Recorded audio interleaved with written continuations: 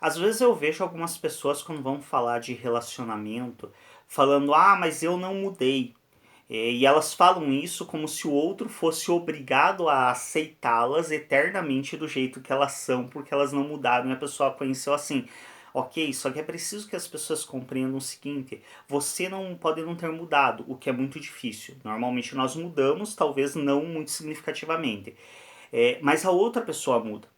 E uma coisa muito importante que eu já discuti em outro momento é: nós precisamos entender que para às vezes para duas pessoas que começaram a namorar, por exemplo, com 16 anos, ambas tinham 16 anos por ali, 17, 18, é um momento de adolescência, juventude, então é normal que as duas pessoas sejam muito mais sonhadoras, estejam muito mais iludidas com uma expectativa do que sejam mais cientes da realidade.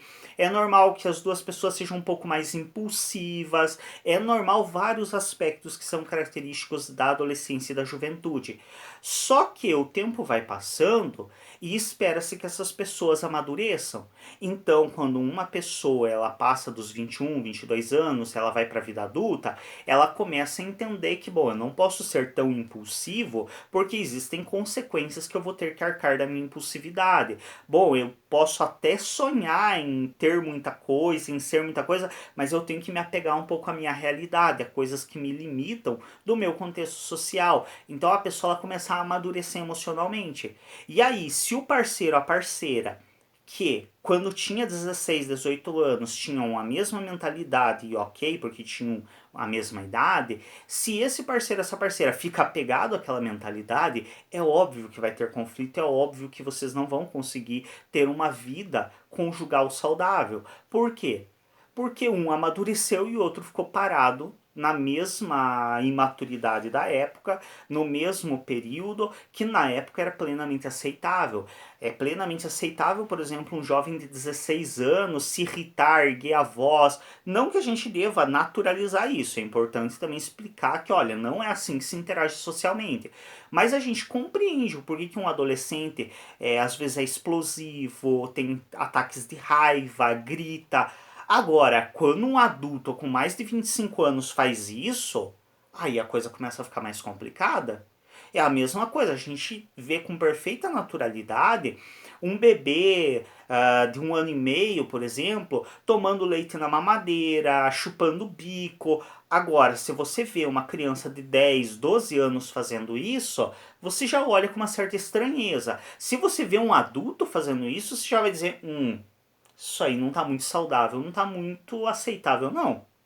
E é a mesma coisa. Então, quando você tem atitudes de adolescente, na adolescência, ok, é esperado.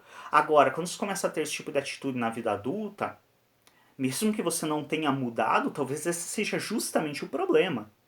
Você não está mais ocupando o espaço que você tinha naquela época. Você está ocupando um espaço que é de um adulto, que é de uma vida madura, que esperaria-se que você tivesse maturidade coerente com a sua nova idade. Então, quando você não tem, quando a tua imaturidade perdura, porque aí já deixou de ser aos 16 anos, essas características não são imaturas, são características da idade. Aos 20 e poucos, isso é imaturidade. E aí fica plenamente compreensível por que, por exemplo, relações acabam, por que conflitos surgem. Então as pessoas têm que parar com essa ideia de ai, me conheceu assim eu não mudei. Talvez esse seja justamente o problema. Se você está envelhecendo, se você está vivendo, se você está tendo contato com outras coisas do mundo, é esperado que você mude, é esperado que você amadureça. Não necessariamente mudar de postura completamente, não necessariamente mudar de ideais, mas mudar certas características que não são cabíveis mais àquele período da sua vida. Então, certa explosividade que tem que ser reduzida por compreender o contexto social e as interações sociais. A capacidade de negociar e de se comunicar de maneira mais efetiva e de maneira menos agressiva e menos violenta. Essa é a questão. Então, para manter boas e saudáveis relações, amadureça.